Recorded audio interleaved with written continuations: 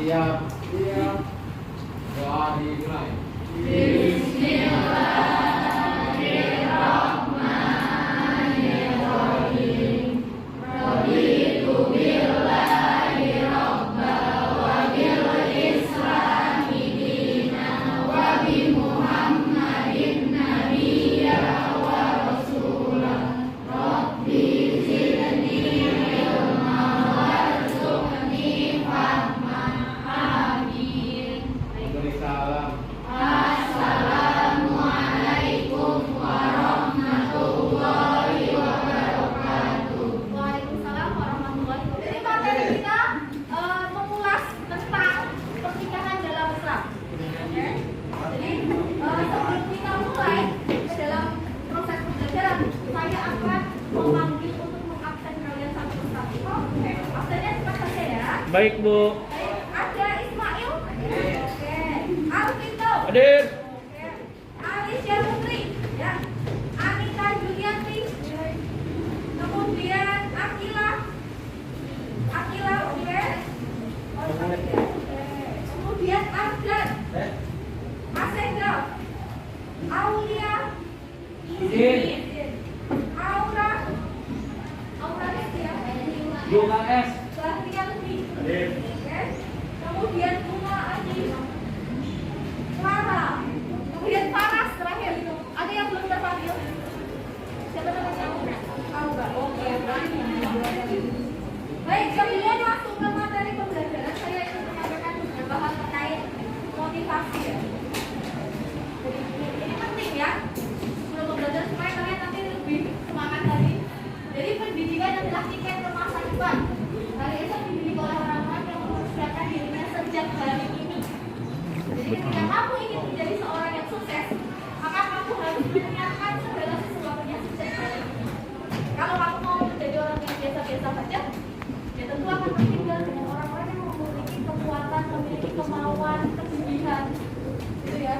Kemudian orang bijak belajar ketika mereka bisa, orang bodoh belajar ketika mereka terpaksa. Kira-kira kalian terpaksa mau nggak kalau belajar ini? Semangat ya? Semangat dong. Tapi kalau lemes, semangat. Semangat, Besti. Apalagi kalau materinya materi yang menyenangkan. Kawin. Materi hari ini adalah Kawin, materi yang kawin. cukup menyenangkan. Nah, pernikahan. Oke, kita lihat. Pernikahan dulu. Kita harus tahu dulu ya sebelum masuk pembelajaran itu harus tahu indikator. Jadi kita tahu batasan-batasan, kita tahu yang kita pelajari itu apa, tujuannya apa. Nah, indikatornya tentu tentang pernikahan Islam ya jelas menganalisis pernikahan Islam dan hikmahnya. Jadi menikah itu hikmahnya apa? Imbasnya ke dalam kehidupan sehari-hari itu apa ya? Harus tahu. Kemudian peserta didik mampu menganalisis pengertian dan dasar hukum. Karena dasar hukum pernikahan itu kan banyak ya. Apa saja kira-kira? Oh masih buka buku. Lupa. Ada siap apa? Wajib, sunnah, mubah, makruh, haram. Nah, nanti kita bahas. Kemudian peserta didik mampu menganalisis hukum dan cara pernikahan dalam Islam. Kemudian mampu mengkomunikasikan penerapan ketentuan pernikahan dalam Islam dalam kehidupan sehari-hari. Jadi ketika kamu nanti udah mempelajari, oh saran sebagai calon istri itu bagaimana, saran calon suami itu bagaimana, dan nanti kamu aplikasikan, implementasikan dalam kehidupan sehari-hari. Jadi kamu harus menyesuaikan dengan yang menjadikan syarat di sana supaya ketika kalian menjalankan ibadah ini bisa sah secara syariat agama. Lalu kita lihat tujuannya. Nah, memahami, mengetahui dan menjelaskan materi yang sudah ada di dalam pernikahan dalam Islam, kemudian memahami ketentuannya, lalu bisa menggali informasi. Segala informasi dalam materi tentunya berkaitan dengan pernikahan dalam Islam. Kemudian saya punya sesuatu.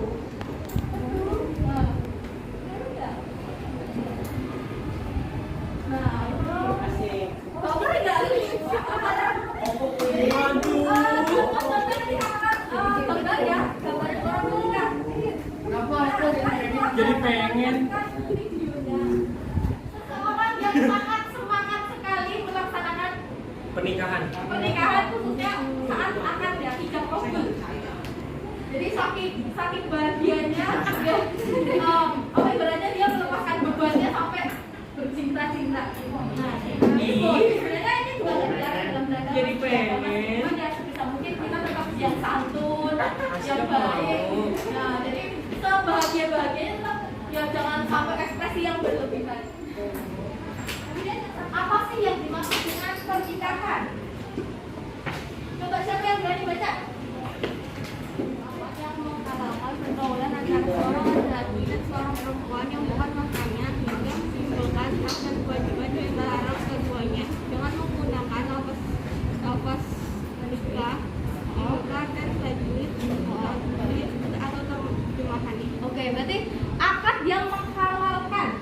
Namanya sini akad yang menghalalkan seorang laki-laki dan perempuan sehingga ketika nanti dia tahu apapun yang dilakukannya dalam kehidupan sehari-harinya setelah adanya halal ini, syah ini, maka sudah merupakan ibadah. Jadi apapun yang dilakukan oleh seorang laki-laki dan perempuan ketika mereka sudah melangsungkan pernikahan, sudah akad, sudah ijab qabul, itu dalam konteksnya sudah ibadah. Nah, ini pernikahan pengertiannya. Kemudian hukumnya banyak sekali. Ada wajib, makruh, haram, mubah, sunnah. Nah, kita lihat dulu dari wajib. Wajib ini apa? Semuanya sudah siap. Boleh sambil dibaca ya, tetapi saya jelasinnya pakai bahasa sendiri saja supaya lebih mudah dimengerti.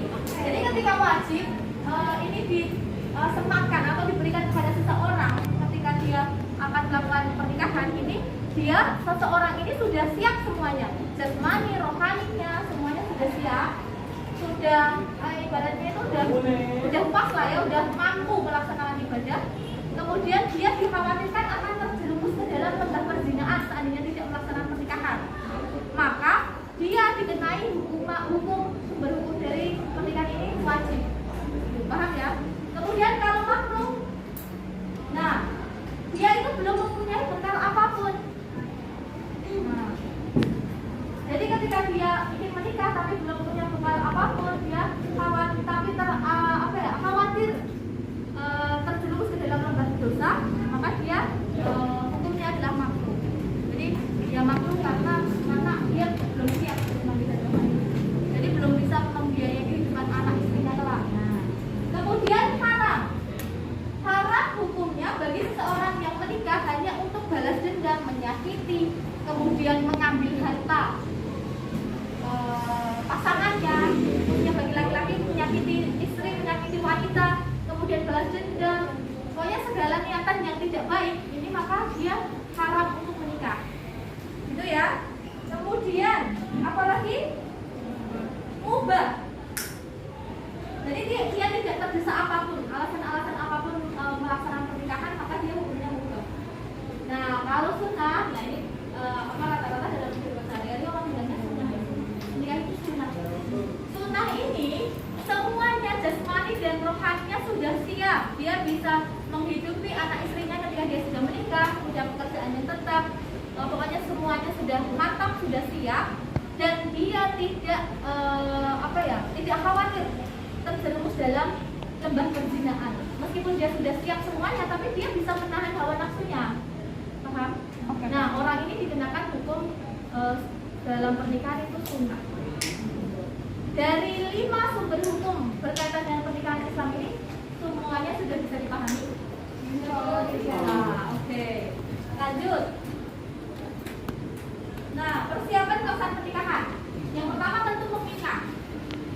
Nah, meminang itu bagaimana? Seorang laki-laki meminang seorang perempuan, bagaimana sih cara caranya? Ya tentu setiap adat itu berbeda ya.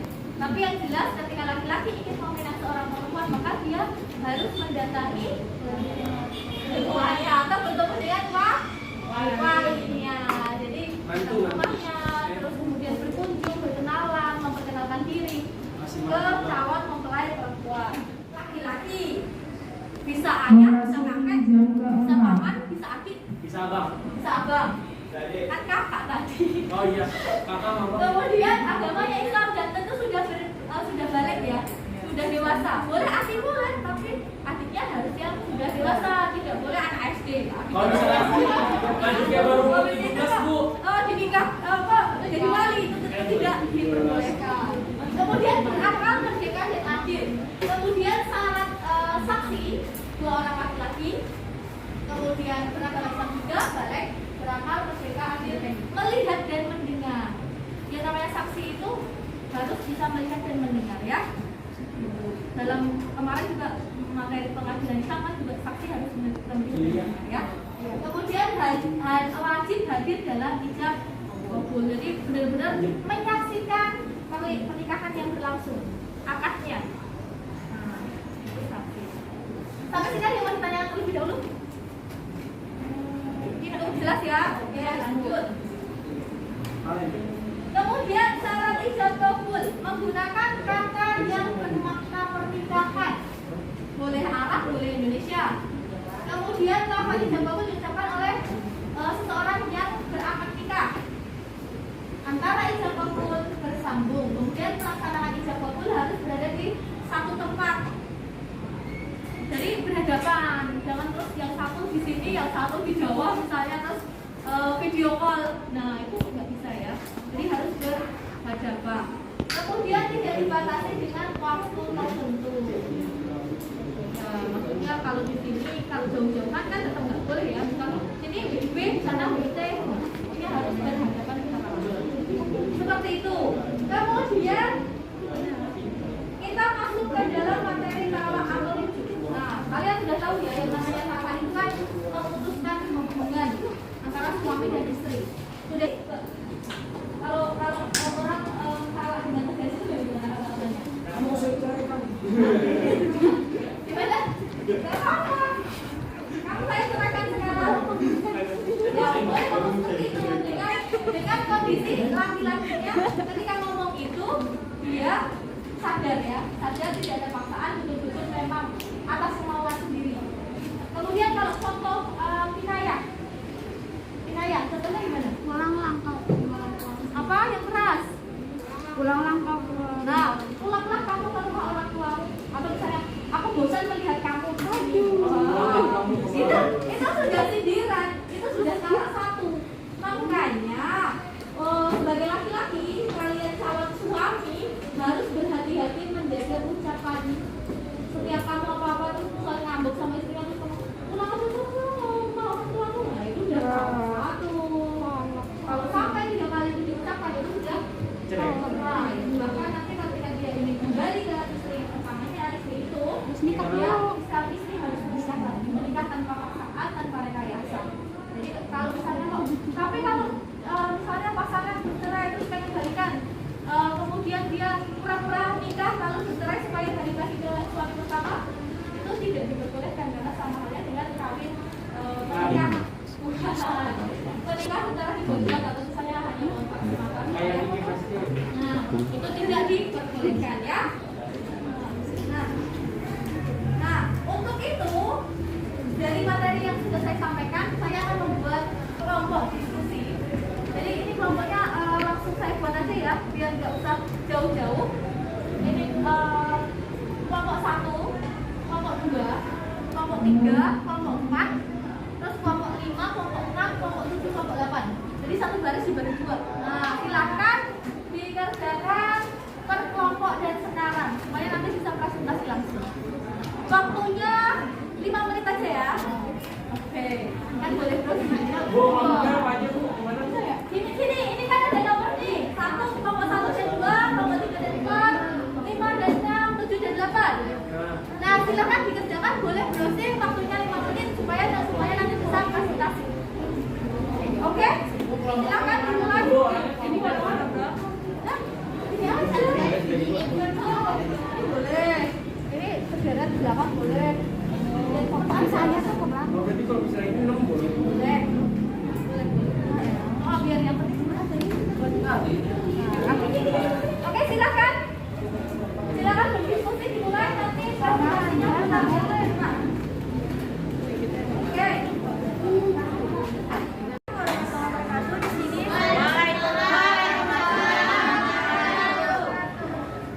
Di sini saya ingin menjawab pertanyaan nomor 1. Tolong matikan dipanggil karena melakukan menjadi saudara.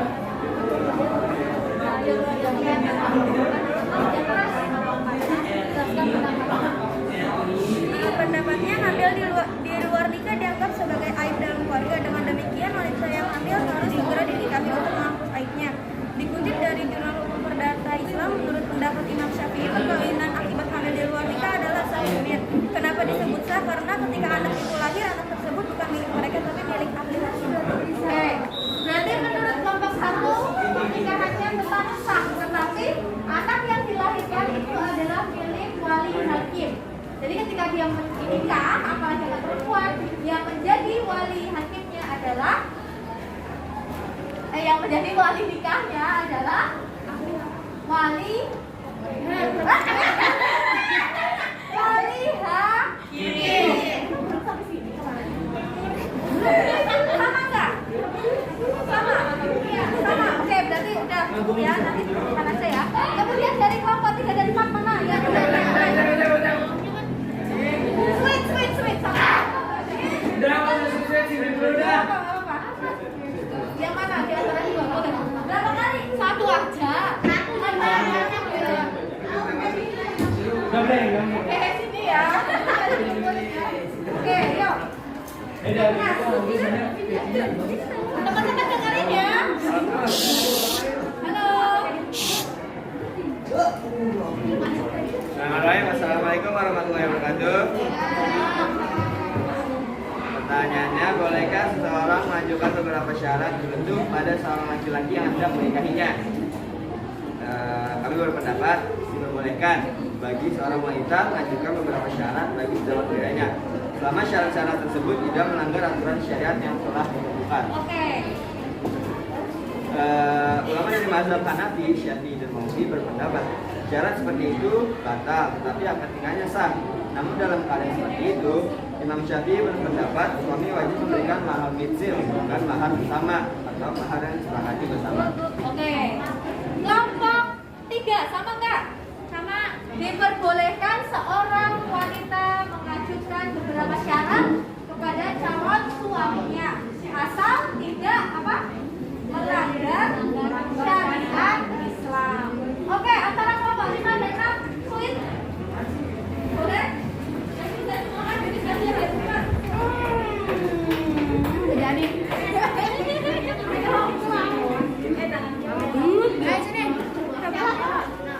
Yang mana? Aku aja. 1, 2, 3. Jarak dulu.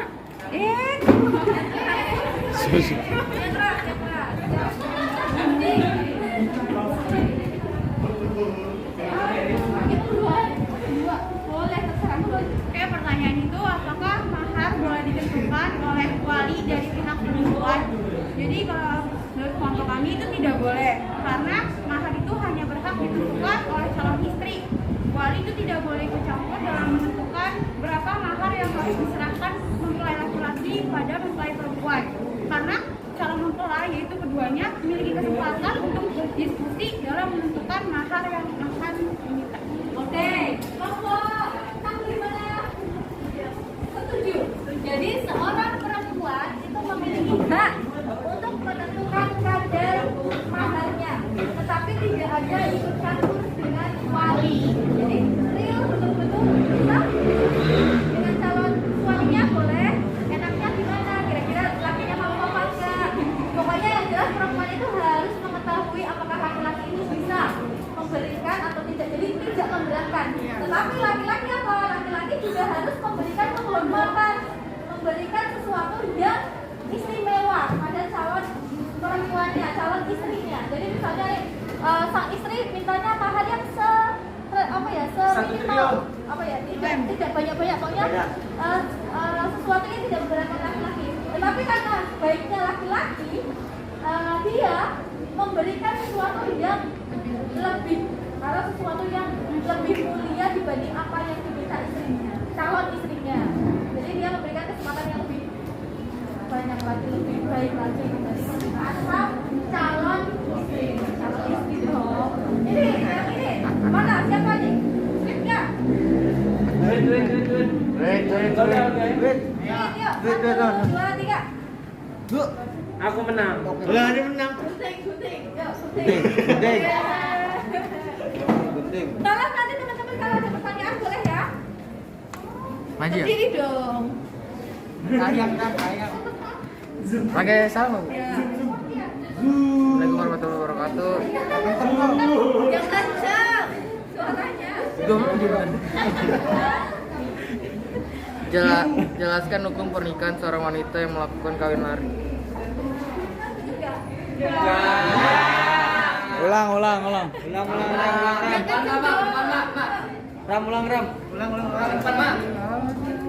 udah ini apa menyempurnakan aja dari kelompok sini menyempurnakan yang keras. Assalamualaikum warahmatullahi wabarakatuh. Jelaskan hukum pernikahan seorang wanita yang melakukan kawin lari. Jadi, hukum mengenai wanita yang melakukan kawin lari dengan pasangannya ialah haram atau tidak sah. Sebab sah atau tidaknya pernikahan adalah terpenuhinya rukun dan syarat nikah. Sementara apabila seorang wanita lari dari keluarganya, maka tentu ia akan sulit memenuhi rukun mengenai adanya wali nikah untuk perempuan. Ya, betul ya. Jadi menikah bagi perempuan seandainya melaksanakannya tanpa ada hadirnya wali, maka pernikahannya dianggap tidak sah. Jadi nanti setelah itu ya apa yang dilakukannya bukan ibadah, melainkan perzinahan. Sampai sini ada yang mau ditanyakan? Dengan materi ataupun dari diskusi kita? Oke ya. Nah, saya akan ngambil kesimpulan. Nah, hikmah dari pernikahan tentunya ketika orang melakukan pernikahan akan melahirkan anak-anak yang diharapkan solih-solihah ya, beriman dan bertakwa. Kemudian anak yang cerdas secara emosional. Jadi misalnya seseorang itu calon suami dan calon istri itu memang sudah siap jasmani rohaninya, kemudian dia bukan lagi labil ya. Kalau misalnya anak-anak baru lulus sekolah itu kan masih jiwanya masih labil. Jadi ketika nanti dia sudah memiliki keturunan dia kasihan. Makanya kalau menikah ya nanti tunggu usia-usia yang sudah matang. Lahir ngapain? Kemudian dilaksanakan pernikahan dengan cara sesuai dengan syariat agama. Kemudian ketika seseorang yang sudah melaksanakan pernikahan, maka dia akan memperoleh ketenangan di hidup. Kemudian mendapatkan kasih sayang dan ketentraman. Lalu juga memelihara kesucian diri karena apa? Terhindar dari nafsu yang tidak baik. Kalau misalnya sudah menikah kan apa-apa yang ada di dalam pernikahan itu kan menjadi ladang ibadah. Tapi kalau ternyata belum menikah sudah melakukan ini namanya perzinahan dan dosa besar. Jadi jangan sampai dilakukan. Kemudian melaksanakan syariat Islam. Ini ibadahnya sangat luar biasa, pahalanya sangat luar biasa sekali. Lalu, ketika kita berbicara tentang pernikahan, maka pasanganmu adalah pakaian untukmu. Nah, pasangan itu adalah pakaian.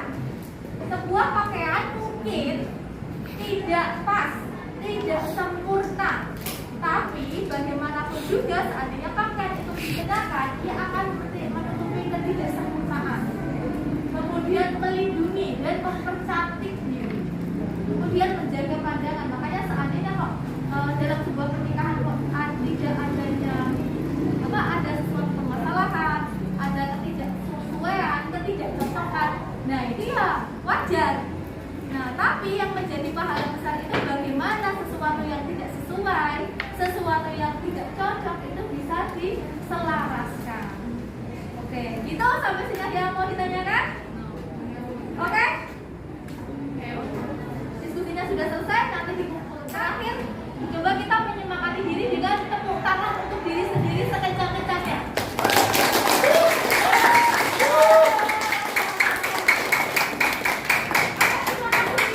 Terima kasih untuk hasil diskusinya boleh dilakukan. Untuk minggu depan materi kita tentu masih berkaitan dengan pernikahan Islam ya. Nanti kalau sudah semuanya clear, tidak ada permasalahan, baru kita akan melangkah ke materi tentang warisan. Jadi setelah menikah kita bagi-bagi warisan. Nah itu ya.